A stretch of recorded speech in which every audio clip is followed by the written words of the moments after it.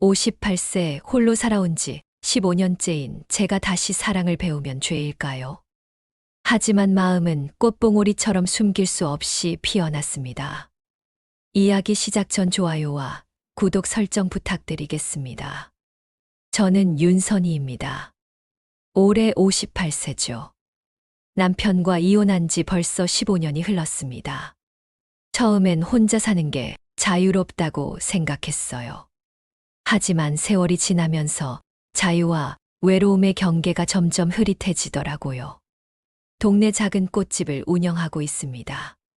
젊은 시절엔 분식집을 했었는데 지금은 꽃과 함께하는 일이 마음의 평안을 주더라고요. 매일 새벽 5시에 일어나 꽃시장에 갑니다. 신선한 꽃들을 골라와서 하나하나 정성스럽게 물을 갈아주죠. 그날도 평소와 같은 아침이었습니다. 꽃시장에서 돌아와 가게 앞에 화분들을 정리하고 있었어요. 장미, 국화, 카네이션들이 각자의 자리를 찾아가는 모습을 바라보며 문득 생각이 들었죠. 이 꽃들도 언젠가는 시들어갈 텐데 저는 언제까지 이런 일상을 반복하며 살아갈까 하고요. 점심시간이 되자 도서관에서 나온 사람들이 지나갔습니다. 그 중에서도 유독 눈에 띄는 남자분이 계셨어요. 키가 크고 점잖아 보이는 분이셨는데 매일 같은 시간에 도서관을 나서더라고요. 아마 정년퇴직 후 시간을 보내러 오시는 분 같았어요. 그런데 이상하게도 자꾸 눈길이 갔습니다. 혼자 사는 사람들만이 가지는 그런 적막함이 느껴졌거든요. 하지만 말을 걸 용기는 없었어요. 새로운 인연을 만들겠다고 나서기엔 뭔가 어색하더라고요. 오후가 되자 더위가 기승을 부렸습니다. 화분들이 쓰러질까 봐 그늘진 곳으로 옮겨야 했어요. 평소라면 힘든 일도 아니었는데 그날따라 허리가 아픈 게 신경 쓰였습니다. 체력이 예전 같지 않다는 걸 실감하게 되죠. 그런데 화분을 옮기다가 그만 허리에서 찌릿한 통증이 올라왔어요. 아이고 하며 그 자리에 주저앉았습니다. 혼자 사는 사람의 가장 큰 두려움이 바로 이런 순간이었어요. 아픈데 도와줄 사람이 없다는 것 말이죠. 하지만 인생은 때로는 예상치 못한 순간에 변화를 가져다 주더라고요. 그날 오후 제 인생에 새로운 바람이 불기 시작한 것도 모른 채 저는 그저 허리 아픈 것만 신경 쓰고 있었습니다. 괜찮으세요? 뒤에서 들려온 목소리에 고개를 돌려보니 매일 도서관에서 나오는 그 남자분이 서 계셨어요. 걱정스러운 표정으로 저를 내려다보고 계시더라고요. 순간 부끄러워졌습니다. 이런 모습을 보이게 되다니요. 아, 괜찮습니다. 그냥 허리가 좀 아파서요. 하지만 일어서려고 하니 다시 찌릿한 통증이 올라왔어요. 얼굴을 찡그리는 제 모습을 보고 그분이 다가오셨어요. 무리하지 마세요. 제가 도와드릴게요. 아니에요. 정말 괜찮아요. 혼자 할 수 있어요. 저는 고집을 부렸습니다. 처음 보는 남자분에게 신세를 지고 싶지 않았거든요. 하지만 그분은 제 대답을 기다리지 않고 화분을 들어 그늘진 곳으로 옮겨주셨어요. 저기요, 정말 안 하셔도 되는데요. 혼자 사시는 것 같은데 이런 일로 다치시면 안 되죠. 어떻게 혼자 산다는 걸 아셨을까 의아했지만 그분의 진심 어린 배려가 느껴졌습니다. 무뚝뚝해 보이지만 따뜻한 마음을 가진 분 같았어요. 화분을 다 옮긴 후 그분이 손을 털며 말씀하셨어요. 앞으로는 무거운 건 조금씩 옮기세요. 한 번에 무리하시면 안 됩니다. 감사합니다. 그런데 저희가 인사를 안 했네요. 저는 이 꽃집을 하는 윤선이라고 해요. 아, 저는 이도영입니다. 옆 도서관에서 자원봉사를 하고 있어요. 역시 제 추측이 맞았습니다. 도서관에서 자원봉사를 하시는 분이셨어요. 그러고 보니 책을 좋아하실 것 같은 인상이셨죠. 선생님이셨나요? 그런 느낌이 나세요. 고등학교에서 국어를 가르쳤습니다. 2년 전에 정년퇴직했어요. 역시나 선생님이셨어요. 말씀하시는 것도 차근차근 정확하시고 예의도 바르셨습니다.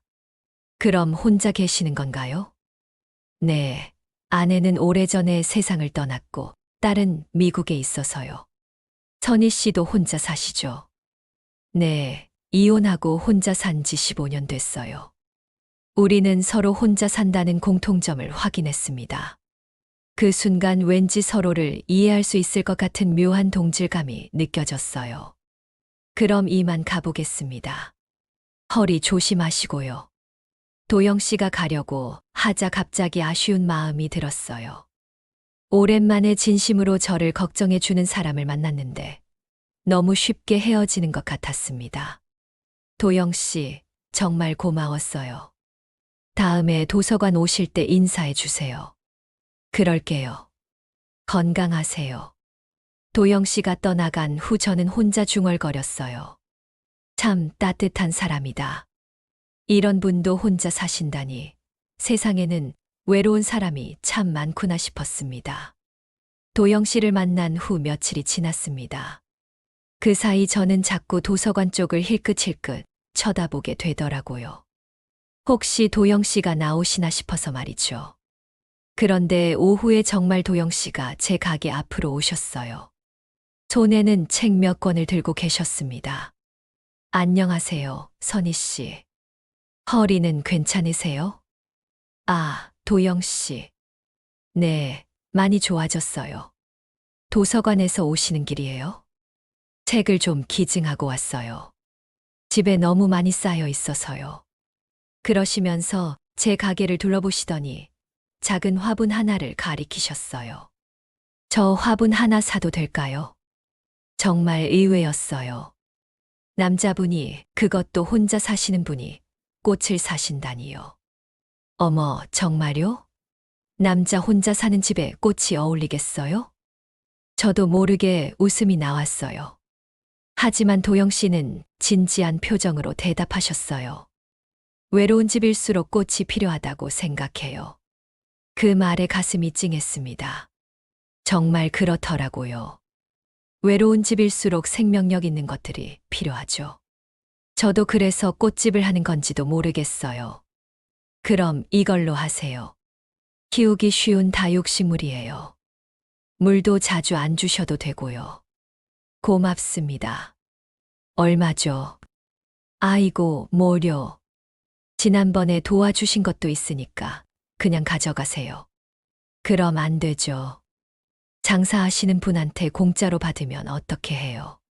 결국 도영 씨는 돈을 주고 화분을 사 가셨습니다. 작은 화분 하나였지만 왠지 뿌듯했어요. 제가 키운 꽃이 누군가의 외로움을 달래줄 수 있다니 생각해보니 참 의미 있는 일이었습니다. 잘 키우시다가 궁금한 거 있으면 언제든 물어보세요. 그럴게요.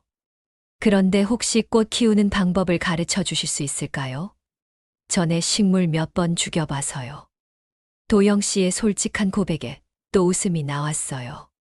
진짜 남자답게 솔직하신 분이네요. 그럼 가끔 오셔서 물어보세요. 제가 알려드릴게요. 정말 고맙네요. 그럼 또 올게요. 도영 씨가 화분을 소중히 안고 가는 모습을 보니 마음이 따뜻해졌습니다. 저도 모르게 미소가 지어지더라고요. 오랜만에 이런 기분을 느꼈어요. 그날 저녁 가게 정리를 하면서 생각해 봤습니다. 새로운 인연이 생길 수 있구나. 물론 단순한 이웃 사이겠지만 그것만으로도 충분히 감사한 일이었어요. 며칠 후 도영 씨가 다시 오셨습니다. 화분 상태를 확인해 달라고 하시더라고요. 보니까 정말 정성스럽게 키우고 계시던데 새싹도 나고 있었어요.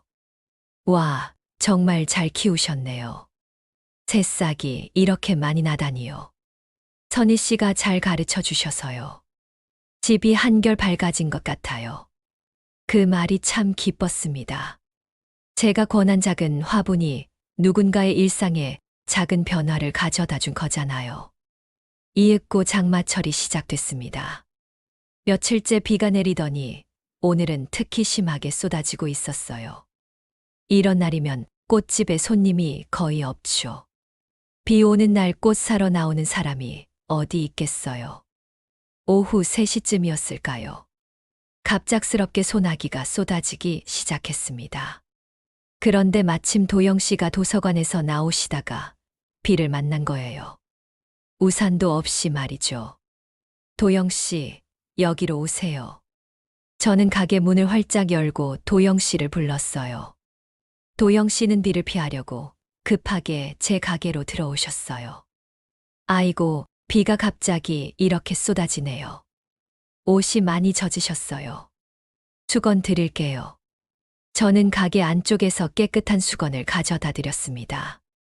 도영 씨가 물기를 닦으시는 모습을 보니 왠지 안쓰러웠어요. 집에 가셔도 챙겨줄 사람이 없을 텐데 말이죠. 차라도 한 잔 드실래요? 어차피 비 그칠 때까지 기다리셔야 할 것 같은데요.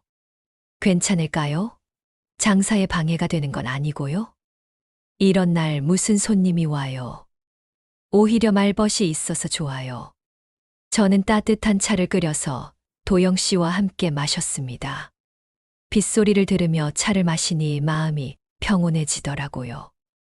언제 이런 여유로운 시간을 가져봤나 싶었어요. 혼자 살면 이런 비 오는 날이 가장 쓸쓸하더라고요. 맞아요. 저도 그래요. 특히 저녁 때 비 소리 들으면 왠지 더 외로워져요. 아내가 살아있을 때는 비 오는 날이 좋았어요. 집에 일찍 들어와서 차라도 한 잔 마시면서 이야기할 수 있었거든요. 도영 씨의 목소리에 그리움이 묻어 있었어요. 부인은 언제 돌아가셨어요? 벌써 10년 됐어요. 암이었어요. 마지막에 병원에서 제 손을 꽉 잡고 혼자 두고 가서 미안하다고 하더라고요. 많이 힘드셨겠어요. 처음 몇 년은 정말 견디기 힘들었어요. 집에 들어가기도 싫고 밥 먹는 것도 귀찮고요. 그러다가 퇴직하고 나니까 더 막막하더라고요. 저도 마음이 아팠습니다. 남편과 이혼한 것과는 다르지만 혼자 사는 외로움은 똑같으니까요. 저는 이혼하고 혼자 산 지 벌써 15년이에요. 처음에는 자유로워서 좋다고 생각했는데 시간이 갈수록 외로움이 더 커지는 것 같아요. 왜 이혼하게 되셨어요? 말하기 싫으시면 안 하셔도 되는데요. 별거 아니에요. 그 사람이 바람을 피웠어요. 젊은 여자랑요. 그때는 정말 분해서 견딜 수 없었는데 지금 생각해보니 그것도 운명이었나 봐요. 힘드셨겠어요. 힘들었죠. 하지만 견뎌낸 게 지금의 저를 만들었다고 생각해요. 혼자서도 충분히 살 수 있다는 자신감을 얻었거든요. 우리는 서로의 아픈 과거를 털어놨어요. 처음 만난 사이인데도 이상하게 편안했어요. 같은 외로움을 아는 사람끼리의 공감대 때문일까요? 그런데 정말 외로우실 때는 어떻게 하세요? 도영 씨가 조심스럽게 물었습니다. 꽃들한테 말을 걸어요. 바보 같죠? 하지만 대답은 안 해도 들어주는 것 같거든요. 저도 비슷해요. 책을 읽으면서 작가랑 대화하는 기분이 들 때가 있어요. 우리는 서로의 외로움을 달래는 방법을 공유했어요. 혼자만의 비밀 같은 것들을 말이죠. 비가 그칠 때까지 우리는 계속 이야기했습니다. 어린 시절 이야기부터 시작해서 꿈꿨던 일들, 후회되는 선택들까지요. 시간 가는 줄 몰랐어요. 비가 그쳤네요. 창밖을 보니 정말 비가 멈춰 있었습니다. 아쉬웠어요. 이런 시간이 더 계속되었으면 좋겠는데 말이죠. 그럼 이만 가봐야겠네요. 오늘 정말 고마웠어요. 저야말로 고마웠어요. 오랜만에 이렇게 편하게 이야기해봤어요. 도영 씨가 가신 후 저는 찻잔을 치우며 생각에 잠겼어요. 오늘처럼 누군가와 진솔한 대화를 나눈 게 언제였을까요? 마음 한구석이 따뜻해지는 느낌이었어요. 혹시 이런 감정을 다시 느낄 수 있을 거라고는 생각도 못 했거든요. 그날 밤 빗소리를 들으며 잠자리에 들었는데 전혀 외롭지 않았습니다. 오히려 마음이 포근했어요. 아, 이런 느낌이 있었구나 싶었어요. 도영 씨와 만난 지 한 달 정도 지났을 때였습니다. 저희는 이제 자연스럽게 인사를 나누는 사이가 되었어요. 도영 씨는 도서관 일을 마치고 제 가게에 들러 안부를 묻곤 하셨죠. 저도 그 시간이 기다려지더라고요. 그런데 어느 날 도영 씨의 표정이 평소와 달랐어요. 뭔가 고민이 깊어 보이셨거든요. 무슨 일 있으세요? 표정이 안 좋으시네요. 아, 그게 어제 딸한테 전화가 왔는데요. 도영 씨는 조심스럽게 말을 꺼내셨어요. 미국에 있는 따님 이야기였나 봅니다. 따님이 뭐라고 하셨는데요. 별거 아니에요. 그냥 아버지가 요즘 어떻게 지내는지 물어보는 거였는데요. 하지만 도영 씨의 표정은 별거 아니라는 말과는 달랐어요. 뭔가 더 있는 것 같았죠. 며칠 후에야 도영 씨가 진짜 속내를 털어놓으셨습니다. 그날도 비슷한 시간에 제 가게에 오셨는데 평소보다 말이 없으셨어요. 은주가 그러더라고요. 혹시 아버지가 이상한 사람에게 마음 쓰고 있는 건 아닌지 걱정된다고요. 역시 그런 이야기였네요. 따님이 걱정을 하신 거였어요. 이상한 사람이라니요. 저를 두고 하는 말인가요? 아니에요. 그런 뜻이 아니라 요즘 독거노인들이 사기를 당하는 경우가 많다고 해서요. 하지만 저는 알 수 있었어요. 따님이 정말 걱정하시는 건 아버지가 새로운 여자를 만나는 것이었겠죠. 당연한 반응이었어요. 아버지가 갑자기 다른 여자와 가까워진다면 자식 입장에서는 당황스러울 수밖에 없으니까요. 그래서 뭐라고 대답하셨어요? 그냥 혼자 지내는 게 편하다고 했어요. 도영 씨의 목소리가 작아졌어요. 그 순간 제 마음도 무거워졌어요. 결국 우리는 그저 이웃 사이일 뿐이구나 싶었거든요.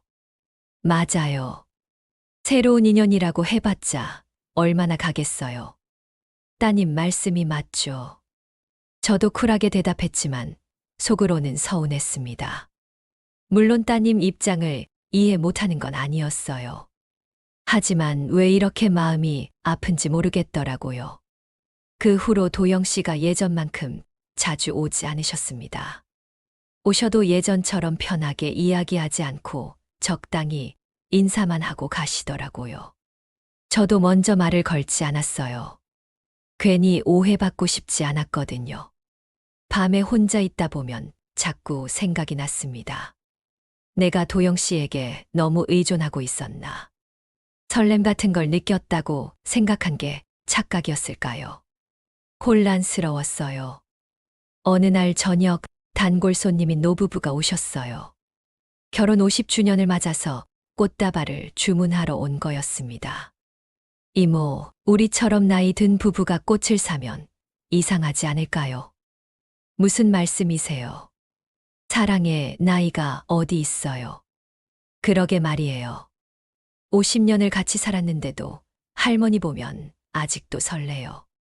할아버지가 할머니 손을 꼭 잡으시며 말씀하셨어요. 그 모습을 보니 마음이 복잡해졌습니다. 저도 저런 사랑을 다시 느낄 수 있을까요? 아니면 이미 늦어버린 걸까요? 꽃다발을 만들어 드리면서 생각했어요. 도영 씨를 향한 제 마음이 단순한 외로움 때문이었는지 아니면 진짜 감정이었는지 혼란스러워졌어요. 따님의 걱정을 생각하면 물러서는 게 맞는 것 같기도 하고요. 그날 밤 거울을 보며 스스로에게 물었습니다.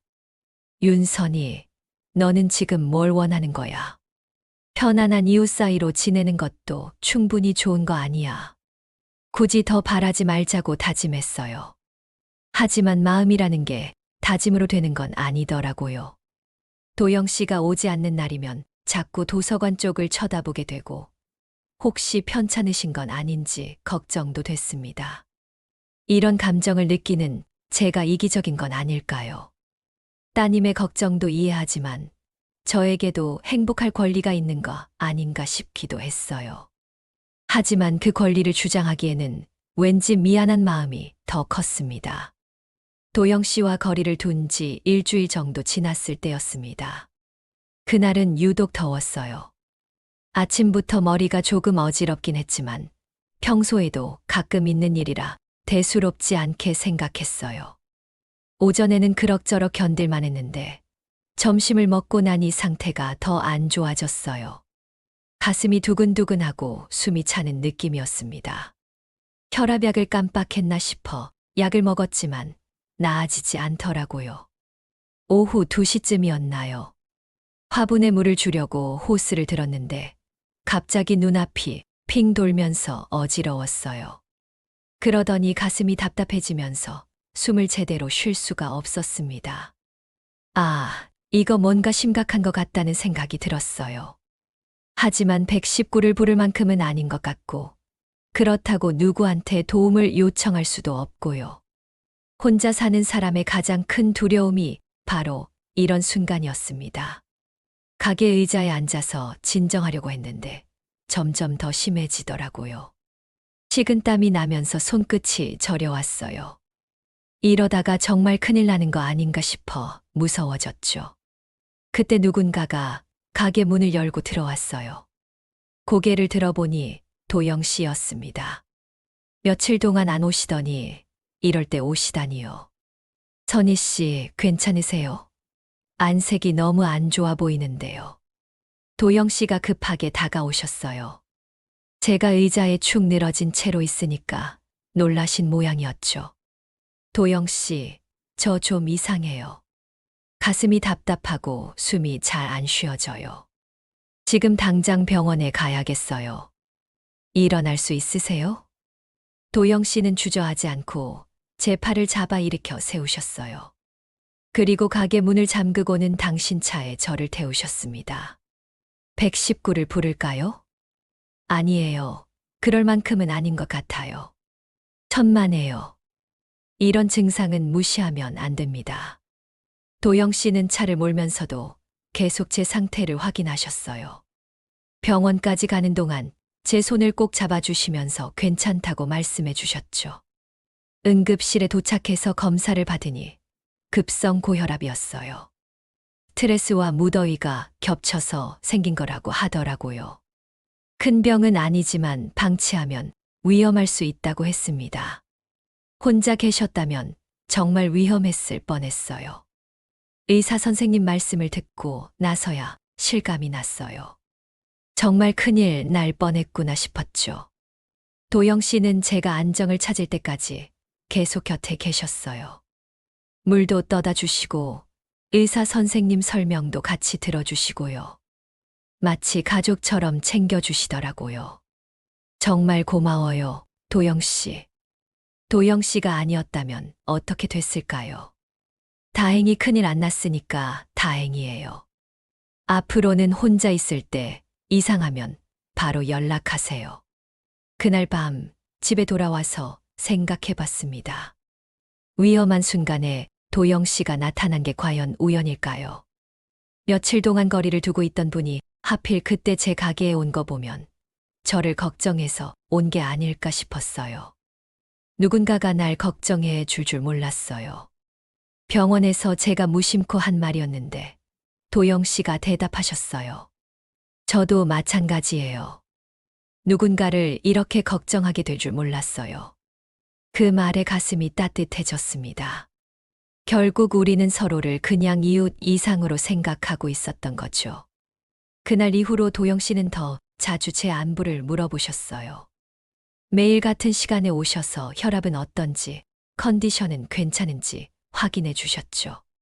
저도 그런 도영 씨의 마음이 고마웠습니다. 위기의 순간을 함께 겪고 나니 우리 사이에 뭔가 변화가 생긴 것 같았어요. 서로에 대한 마음이 더 깊어진 느낌이었습니다. 이제 더 이상 단순한 이웃 사이라고 할 수는 없을 것 같았어요. 도영 씨와 거리를 둔 지 일주일 정도 지났을 때였습니다. 그날은 유독 더웠어요. 아침부터 머리가 조금 어지럽긴 했지만 평소에도 가끔 있는 일이라 대수롭지 않게 생각했어요. 오전에는 그럭저럭 견딜만 했는데 점심을 먹고 나니 상태가 더 안 좋아졌어요. 가슴이 두근두근하고 숨이 차는 느낌이었습니다. 혈압약을 깜빡했나 싶어 약을 먹었지만 나아지지 않더라고요. 오후 2시쯤이었나요. 화분에 물을 주려고 호스를 들었는데 갑자기 눈앞이 핑 돌면서 어지러웠어요. 그러더니 가슴이 답답해지면서 숨을 제대로 쉴 수가 없었습니다. 아, 이거 뭔가 심각한 것 같다는 생각이 들었어요.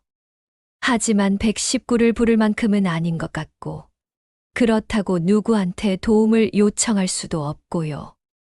혼자 사는 사람의 가장 큰 두려움이 바로 이런 순간이었습니다. 가게 의자에 앉아서 진정하려고 했는데 점점 더 심해지더라고요. 식은땀이 나면서 손끝이 저려왔어요. 이러다가 정말 큰일 나는 거 아닌가 싶어 무서워졌죠. 그때 누군가가 가게 문을 열고 들어왔어요. 고개를 들어보니 도영 씨였습니다. 며칠 동안 안 오시더니 이럴 때 오시다니요. 선희 씨, 괜찮으세요? 안색이 너무 안 좋아 보이는데요. 도영 씨가 급하게 다가오셨어요. 제가 의자에 축 늘어진 채로 있으니까 놀라신 모양이었죠. 도영 씨, 저 좀 이상해요. 가슴이 답답하고 숨이 잘 안 쉬어져요. 지금 당장 병원에 가야겠어요. 일어날 수 있으세요? 도영 씨는 주저하지 않고 제 팔을 잡아 일으켜 세우셨어요. 그리고 가게 문을 잠그고는 당신 차에 저를 태우셨습니다. 119를 부를까요? 아니에요. 그럴 만큼은 아닌 것 같아요. 천만에요. 이런 증상은 무시하면 안 됩니다. 도영 씨는 차를 몰면서도 계속 제 상태를 확인하셨어요. 병원까지 가는 동안 제 손을 꼭 잡아주시면서 괜찮다고 말씀해 주셨죠. 응급실에 도착해서 검사를 받으니 급성 고혈압이었어요. 스트레스와 무더위가 겹쳐서 생긴 거라고 하더라고요. 큰 병은 아니지만 방치하면 위험할 수 있다고 했습니다. 혼자 계셨다면 정말 위험했을 뻔했어요. 의사 선생님 말씀을 듣고 나서야 실감이 났어요. 정말 큰일 날 뻔했구나 싶었죠. 도영 씨는 제가 안정을 찾을 때까지 계속 곁에 계셨어요. 물도 떠다 주시고 의사 선생님 설명도 같이 들어주시고요. 마치 가족처럼 챙겨주시더라고요.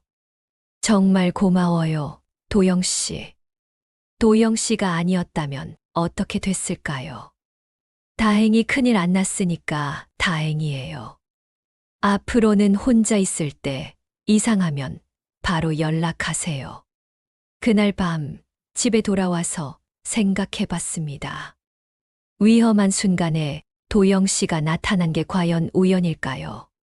며칠 동안 거리를 두고 있던 분이 하필 그때 제 가게에 온 거 보면 저를 걱정해서 온 게 아닐까 싶었어요. 누군가가 날 걱정해 줄 줄 몰랐어요. 병원에서 제가 무심코 한 말이었는데 도영 씨가 대답하셨어요. 저도 마찬가지예요. 누군가를 이렇게 걱정하게 될 줄 몰랐어요. 그 말에 가슴이 따뜻해졌습니다. 결국 우리는 서로를 그냥 이웃 이상으로 생각하고 있었던 거죠. 그날 이후로 도영 씨는 더 자주 제 안부를 물어보셨어요. 매일 같은 시간에 오셔서 혈압은 어떤지, 컨디션은 괜찮은지 확인해 주셨죠. 저도 그런 도영 씨의 마음이 고마웠습니다. 위기의 순간을 함께 겪고 나니 우리 사이에 뭔가 변화가 생긴 것 같았어요. 서로에 대한 마음이 더 깊어진 느낌이었습니다. 이제 더 이상 단순한 이웃 사이라고 할 수는 없을 것 같았어요. 그 일이 있은 후 우리는 더 가까워졌습니다. 도영 씨는 거의 매일 제 가게에 들러 안부를 물어보셨어요. 저도 그런 도영 씨를 기다리게 되더라고요. 이제는 솔직하게 인정할 수밖에 없었죠. 저는 도영 씨를 좋아하고 있었어요. 가을이 되자 날씨가 선선해졌습니다. 제일 좋아하는 계절이에요. 꽃들도 더 오래 싱싱하게 유지되고 사람들 마음도 따뜻해지는 것 같더라고요. 어느 저녁이었습니다. 가게 정리를 마치고 문 앞에 나와 있는데 도영 씨가 오셨어요. 평소보다 조금 늦은 시간이었죠. 늦은 시간에 왔네요. 미안해요. 괜찮아요. 어차피 할 일도 없어서요. 그런데 오늘 날씨가 참 좋죠. 산책이라도 할까요? 도영 씨가 조심스럽게 제안하셨어요. 처음으로 함께 어디 가자고 하신 거였어요. 좋아요.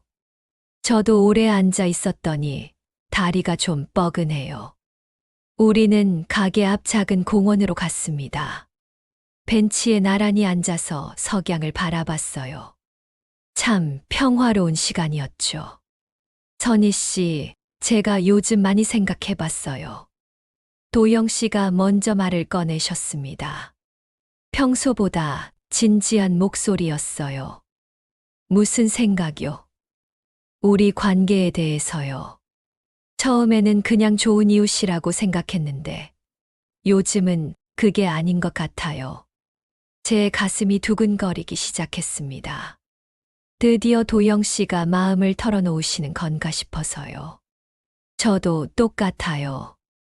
처음에는 단순히 외로움을 달래주는 사람이라고 생각했는데 지금은 그게 아니더라고요. 은주 씨가 걱정하는 것도 이해해요. 갑자기 아버지가 다른 여자와 가까워진다면 당황스러울 수밖에 없죠. 당연한 반응이에요. 저도 딸이 있다면 비슷하게 생각했을 거예요. 우리는 서로의 마음을 조심스럽게 확인해 가고 있었어요. 이런 설렘을 느낄 줄 몰랐습니다. 하지만 제 인생에 남은 시간이 얼마나 될지는 모르지만 혼자보다는 함께 걷고 싶습니다. 도영 씨의 고백에 눈물이 날 것 같았어요. 정말 진심이 느껴졌거든요.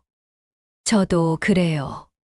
전 늘 제겐 늦었다고 생각했는데 도영 씨 덕분에 아직도 제 마음이 살아있다는 걸 알았어요. 그 순간 도영 씨가 제 손을 잡으셨어요. 따뜻하고 다부진 손이었습니다.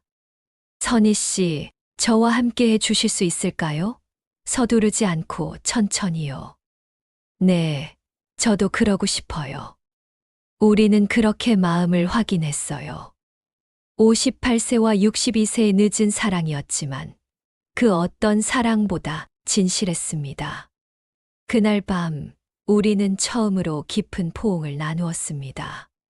오랫동안 잊고 있던 감정들이 되살아났어요. 서로의 외로움을 어루만져주며 우리는 진정한 사랑이 무엇인지 다시 한번 깨달았죠. 도영 씨의 품에 안겨 있으니 모든 게 완벽했어요. 이런 감정을 느낄 수 있다는 게 신기하면서도 감사했습니다. 우리의 몸은 젊지 않았지만 마음만큼은 20살처럼 뜨거웠어요. 그 밤 우리는 서로의 모든 것을 받아들였습니다. 진정한 사랑은 겉모습이 아니라 마음으로 하는 거라는 걸 새삼 느꼈어요. 이제 정말 혼자가 아니네요. 도영 씨가 제 머리를 쓰다듬으며 말씀하셨어요. 네, 우리는 이제 함께해요. 고백을 나눈 후 우리의 일상은 완전히 바뀌었습니다. 도영 씨는 더 이상 짧은 눈치를 보지 않기로 하셨어요. 솔직하게 이야기하기로 한 거죠. 은주야, 아빠가 할 이야기가 있다. 며칠 후 도영 씨가 미국에 있는 따님에게 전화를 하셨어요. 저도 옆에서 들을 수 있었어요. 무슨 일이세요, 아빠? 아빠가 좋은 분을 만났다. 너한테 소개해주고 싶어서. 전화 너머로 잠시 침묵이 흘렀어요. 따님이 놀라신 모양이었죠. 그게 무슨 말씀이세요? 연애하고 있다는 뜻이다. 58세 된 여자분인데 정말 좋은 분이야. 아빠, 괜찮으세요? 갑자기 왜 그런 말씀을? 은주야, 아빠도 사람이야. 혼자 사는 게 외롭고 힘들었어. 이 분과 함께 있으면 행복해. 도영 씨의 목소리가 단호했어요. 더 이상 주저하지 않으시는 모습이 대견했죠.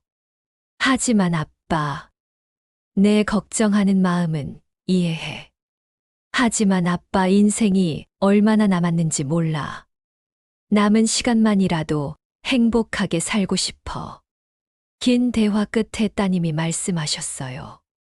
아빠가 행복하시다면 저도 응원할게요. 언제 한번 인사드릴 수 있을까요? 고맙다, 은주야. 나중에 한국 올 때 소개해 줄게. 전화를 끊고 나서 도영 씨가 환하게 웃으셨어요.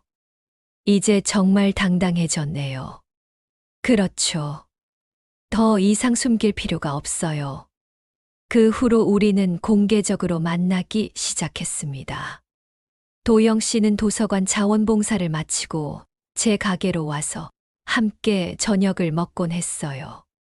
때로는 제가 도영 씨 집에 가서 요리를 해드리기도 했죠. 동네 사람들도 우리를 자연스럽게 받아들여 주셨어요. 좋은 인연을 만난 거라며 축복해 주시는 분들이 많았죠. 이모, 정말 행복해 보여요. 단골 할머니가 말씀하셨어요. 네, 이렇게 좋은 분을 만날 줄 몰랐어요. 사랑에는 나이가 없다고 하더니 정말 그런가 봐요. 꽃집 일도 더 즐거워졌습니다. 도영 씨가 가끔 도와주시기도 하고 함께 꽃을 고르며 이야기하는 시간이 행복했어요. 어느 날 도영 씨가 처음 사가신 그 작은 화분을 가져오셨어요. 이 화분 기억하세요? 물론이죠. 도영 씨가 처음 사가신 거잖아요. 보세요. 새싹이 이렇게 많이 났어요. 정말 그랬어요. 작은 화분에서 새로운 잎들이 무성하게 자라고 있었습니다. 우리 관계와 비슷하네요. 작은 만남에서 시작해서 이렇게 아름답게 자랐잖아요. 그러게 말이에요. 정말 신기해요. 우리는 그 화분을 가게 제일 잘 보이는 곳에 두었어요. 우리 사랑의 상징이니까요. 저녁이 되면 도영 씨와 함께 가게 앞 벤치에 앉아서 이야기를 나눴어요. 하루 있었던 일들, 옛날 추억들, 앞으로의 계획들까지요. 이제 아침에 일어나는 게 기대돼요. 저도 그래요.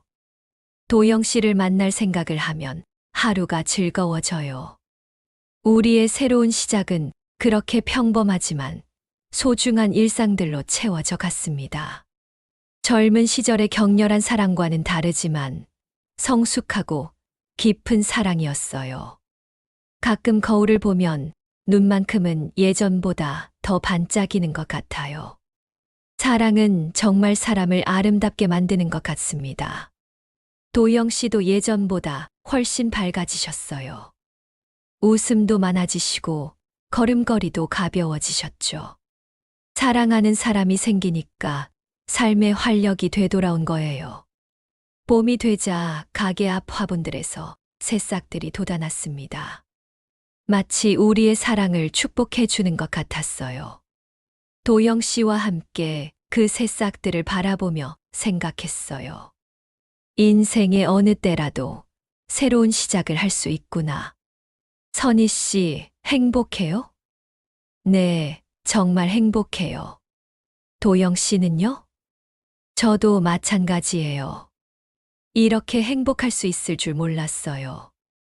우리의 황혼 로맨스는 그렇게 아름답게 꽃피웠습니다. 사랑할 수 있다는 것, 혼자가 아니라 함께 할 수 있다는 것이 얼마나 소중한지 깨달았어요. 진정한 사랑과 인연에는 나이가 없습니다. 혼자라고 생각했던 순간에도 누군가가 우리의 마음을 이해하고 함께 해줄 수 있습니다. 이 이야기가 비슷한 상황에 있는 분들에게 조금이나마 용기를 줄 수 있도록 구독과 좋아요, 그리고 알림 설정을 부탁드려요. 지금까지 들어주셔서 감사합니다. 황혼의 밤이었습니다.